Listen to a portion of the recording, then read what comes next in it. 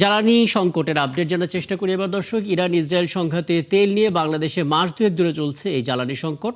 আমদানি কম হওয়া এবং অবৈধ মজুতের কারণে এই সমস্যা আরও তীব্র হয় এবং এতে সরবরাহ সাথে বিতরণেও দেখা দেয় সংকট।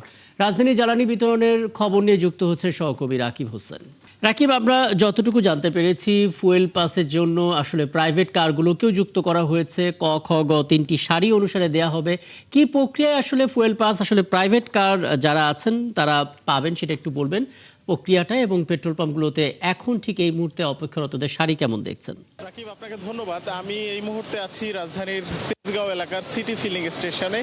এখানে আমরা গত 1.5 বা 2 মাস যাবত, অর্থাৎ গত সপ্তাহ পর্যন্ত আমরা দেখেছি যে যানবাহনের কি তীব্র সারি এবং মানুষের ভোগান্তি, জ্বালানি তেল পাচ্ছে না এবং বেশিরভাগ সময় এই পাম্পটি বন্ধ থাকতে হতো জ্বালানি তেল না থাকার কারণে। কিন্তু আজকের পরিস্থিতি পুরোপুরি ভিন্ন।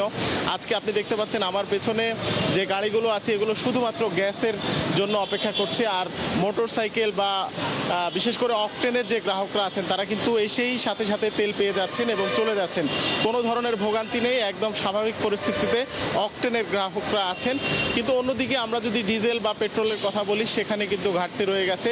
আপনি দেখতে পাচ্ছেন যে লম্বা একটা সিরিয়াল রয়েছে গাড়ির, সেটি আসলে প্রাইভেট কার যেগুলো দেখতে পাচ্ছেন এগুলো গ্যাসের জন্য অপেক্ষা করছে। গ্যাসের লাইনটা আজকে অনেক বড় দেখা যাচ্ছে। এর বাইরে আমরা যদি মালবাহী কিছু যানবাহন আপনার মাধ্যমে দর্শকদের দেখাই, সেগুলো কিন্তু ডিজেলের জন্য গত রাত থেকে অপেক্ষা করছে।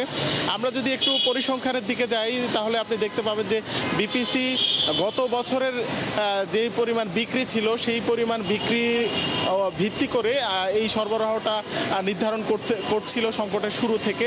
তো শুরুতে আমরা দেখেছি যে 25% কমিয়ে 75% অকটেন, পেট্রোল এবং ডিজেল সরবরাহ করা হতো। একদম একদম, এবং সেই আপডেটগুলো আপনার কাছ থেকে আমরা ধাপে ধাপে পেয়েছিলাম। আপনি তো আছেন এখানে।